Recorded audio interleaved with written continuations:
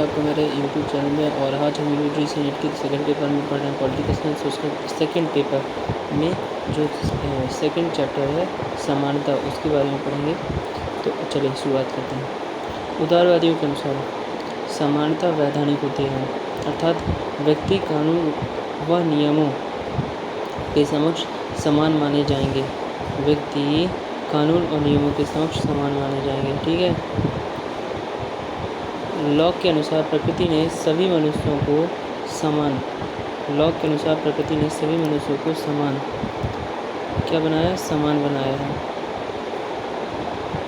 सभी मनुष्यों को समान बनाया। लॉक के अनुसार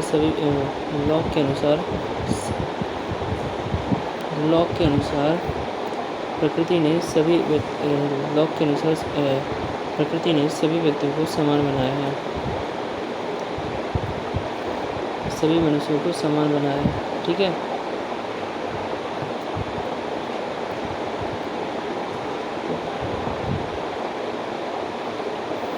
लॉक के अनुसार प्रकृति ने सभी मनुष्यों को समान व स्वतंत्र पैदा किया है। कोई व्यक्ति किसी दूसरे व्यक्ति के जीवन, स्वास्थ्य, स्वतंत्रता तथा संपत्ति को क्षति नहीं पहुंचा सकता। ठीक है। ये लॉक का विचार है। फिर अमेरिकी स्वतंत्रता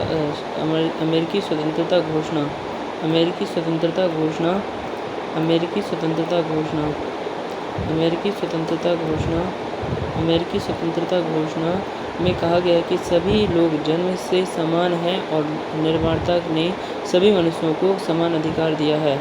वर्ष 1989 में फ्रांसीसी क्रांति के घोषणा पत्र में कहा गया है कि मर्यादा अधिकारों में सभी लोग जन्म से स्वतंत्र हैं। ठीक है।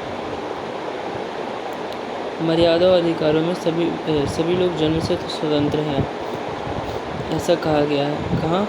1789 में फ्रांस की क्रांति जब हुई थी।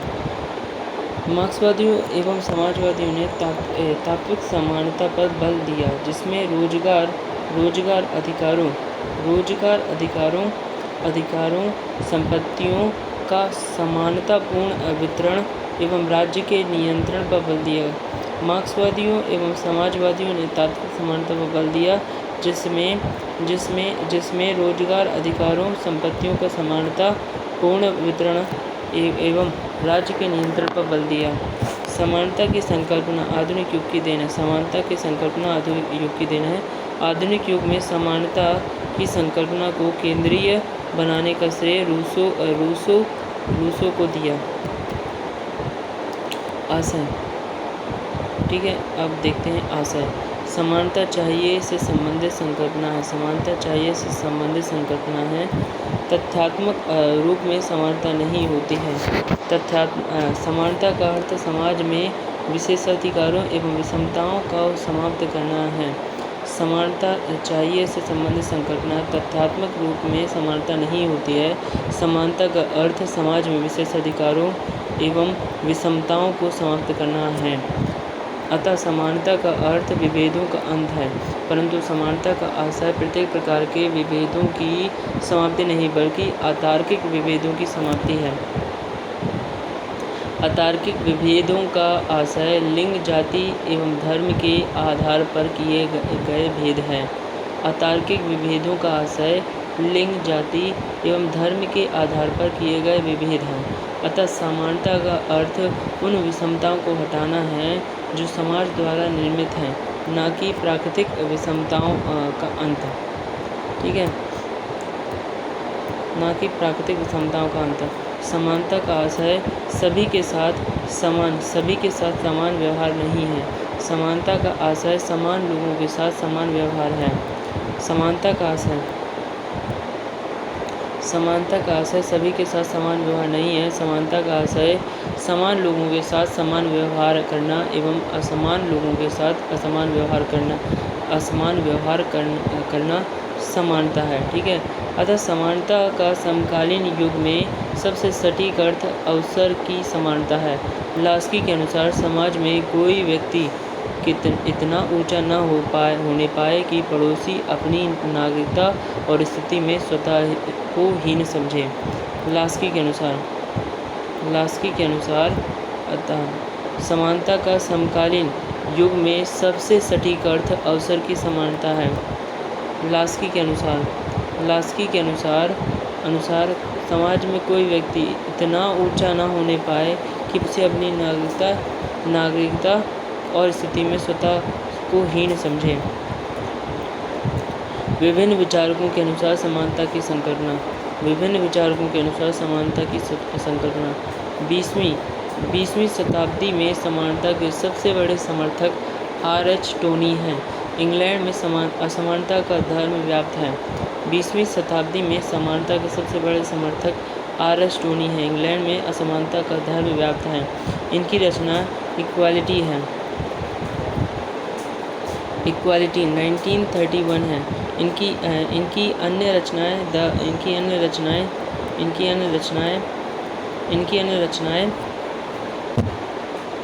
द एक्विजिटिव सोसाइटी 1920 तथा religion and the rise of capitalism 1926 है।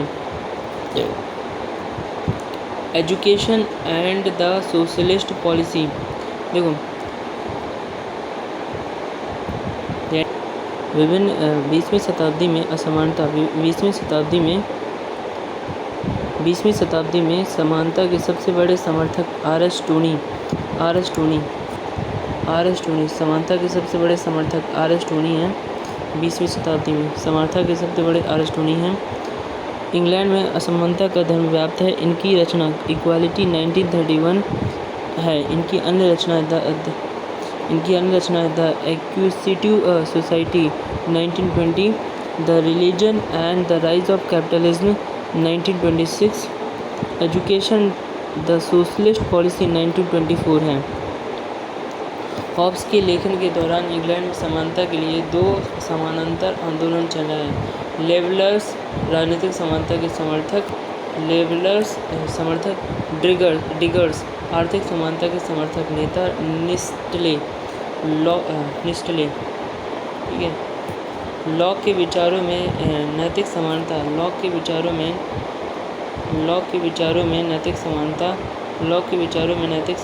की संकल्पना अंतर्निहित है। लॉक ने स्पष्ट कहा कि प्राकृतिक अवस्था में सभी मनुष्य समान थे तथा सभी व्यक्तियों को ईश्वर ने समान अधिकार दिया। बेंथम ने पहली बार राजनीतिक समानता का सूत्र प्रस्तुत किया। एक व्यक्ति एक मत, समानता के आयाम, औपचारिक समानता का निरपेक्ष समानता, शास्त्रीय उदारवादी तथा नव उदारवादी विचारक इस समानता का समर्थन करते हैं। बेट्टी फ्रीडम ने महिला मुक्ति की जन्मदाता। बेट्टी फ्रीडम द्वितीय चरण में नारीवादी आंदोलन का आधार रखा गया। द्वितीय चरण में नारीवादी आंदोलन का बेट्टी फ्रीडम ने नारीवादी आंदोलन का आधार रखा। बेट्टी फ्रीडम ने महिला मुक्ति की जन्मदाता द्वितीय चरण में नारीवादी आंदोलन का आधार रखा। इनकी रचनाओं के नाम है the feminine mystique 1963, the second stage 1981। मुख्य समस्या नाम न होने की समस्या महिलाओं के समक्ष विद्यमान है। केट मिलेट नारीवादी राजनीति दिन प्रतिदिन की राजनीति है। द सेक्सुअल पॉलिटिक्स 1969 इनकी प्रसिद्ध रचना है। द सेक्सुअल पॉलिटिक्स, ठीक है। जर्मीन ग्रीड की प्रसिद्ध रचना sex and destiny 1984। The female eunuch 1917। Simone de Beauvoir का प्रसिद्ध कथन, महिलाएं पैदा नहीं होती बल्कि बनाई जाती हैं। साइमन द बूबा का प्रसिद्ध कथन है महिलाएं। इनका जो प्रसिद्ध कथन क्या है? इनका जो साइमन द बूबा का प्रसिद्ध कथन है, इनका जो प्रसिद्ध कथन Simon de boba Simon the Buber का प्रसिद्ध कथन, महिलाएं पैदा नहीं होती बल्कि बनाई जाती हैं। उनका प्रसिद्ध कथन है कि व्यक्तिगत ही राजनीतिक है। The second sex 1949। The personal. Virginia Woolf, महिला होने के नाते मेरा कोई देश नहीं है। A Room of One's Own 1929। इनकी रचना है। मारियोसा डल्ला कोस्टा, इटली, महिलाओं को उनके घरेलू कार्यों के लिए वेतन प्रदान करना चाहिए। कैरोल गिलिगन, इनकी रचना इन अ डिफरेंट वॉइस 1982 है। मनोवैज्ञानिक दृष्टिकोण से लड़कियों का लगाव माँ से होता है, जबकि पुरुष अपनी पहचान स्वतंत्र रूप से बनाना चाहता है। उन्होंने देखभाल की नैतिकता एथिक्स ऑफ केयर का विचार प्रस्तुत किया, जो रॉल्स की न्याय की नैतिकता से अलग है। एल्स्टीन, इनकी रचना एल्स्टीन, इनकी रचना पब्लिक मैन प्राइवेट वुमेन 1993 है। महिलाओं के पास केवल घरेलू कार्य हैं। शोषण का कारण सेक्स नहीं जेंडर है। आयरिस मेरियम यंग ने justice and the politics of difference 1994 नामक प्रसिद्ध रचना लिखी। इनकी अन्य रचना है inclusion and democracy 2001 and on female body experience 2005 है। कोहेन ने रेस्क्यूइंग जस्टिस एंड इक्वालिटी 2008 नामक रचना लिखी तथा उन्होंने रॉल्स के न्याय सिद्धांत की आलोचना भी की है। ओकिन की प्रसिद्ध रचना justice, gender and the family 1991 है। बहुसंस्कृतिवादी समानता के संकल्पना भीखू पारीख एवं किम्बलिका इसके मान्यताकार हैं। विषमता केवल आर्थिक नहीं होती बल्कि सांस्कृतिक भी होती है। समूह विशेष के अधिकारों की मांग करते हैं, पहचान की राजनीति का समर्थन करते हैं। किम्बलिका के अनुसार विभेदीकृत नागरिकता डिफरेंशिएटेड सिटीजनशिप प्रत्येक समूह की विभिन्न विशिष्ट आवश्यकताएं एवं लक्ष्य होते हैं। किम्बलिका के अनुसार विभेदीकृत नागरिकता डिफरेंशिएटेड सिटीजनशिप प्रत्येक समूह की विभिन्न विशिष्ट आवश्यकताएं एवं लक्ष्य होते हैं। अल्पसंख्यकों को भी समाज में आत्मसम्मान प्राप्त होना चाहिए। किम्बलिका के अनुसार अल्पसंख्यकों की सांस्कृतिक पहचान बनाए रखने पर विशेष बल देना चाहिए। अल्पसंख्यकों को भी समाज में आत्मसम्मान प्राप्त होना चाहिए। इन्होंने कहा किम्बलिका के अनुसार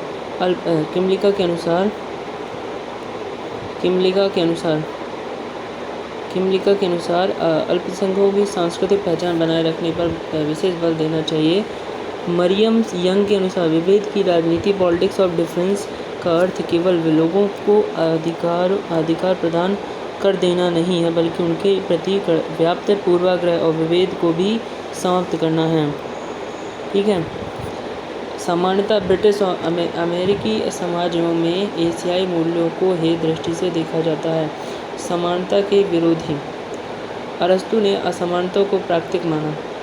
लॉर्ड एक्टन के अनुसार समानता की आशा ने स्वतंत्रता को निष्फल बना दिया है। टॉकविले, देखो लॉर्ड एक्टन ने कहा था कि समानता की आशा ने स्वतंत्रता को निष्फल बना दिया है। टॉकविले के अनुसार समानता का आशय बहुमत की निरंकुशता है। पैरेटो, मोरक्का एवं मिशेल जैसे अभिजनवादियों ने समानता का प्रबल विरोध किया। पैरेटो, मोस्का एवं मिशेल जैसे अभिजनवादियों ने समानता का प्रबल विरोध किया। समकालीन विचारक क्रिस्टोल बेल ने योग्यता आधारित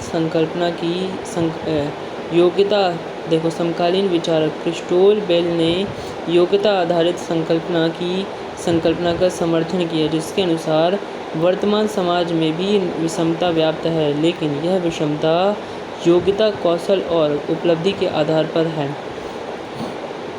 देखो समकालीन विचारक क्रिस्टोल बेल ने योग्यता आधारित संकल्पना का समर्थन किया, जिसके अनुसार वर्तमान समाज में भी विषमता व्याप्त है, लेकिन यह विषमता योग्यता, कौशल और उपलब्धि के आधार पर है। माइकल यंग ने अपनी रचना द राइज ऑफ मेरिटोक्रेसी 1958 में योग्यता तंत्र की आलोचना की तथा योग्यता आधारित संकल्पना की भी आलोचना की। माइकल यंग ने अपनी रचना the rise of the meritocracy 1958 में योग्यता तंत्र की आलोचना की तथा योग्यता आधारित संकल्पना की भी आलोचना की। उदारवादी कभी भी परिणामों की समानता पर बात नहीं करते। उदारवादी कभी भी परिणामों की समानता की बात नहीं करते।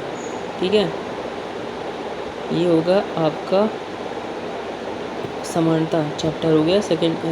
सेकंड चैप्टर है। फर्स्ट चैप्टर भी हम देख लेंगे, तो वो जो स्वतंत्रता है, धीरे धीरे हम सभी चैप्टर समाप्त कर देंगे, पूरा कर लेंगे। Thank you for watching. God bless you all.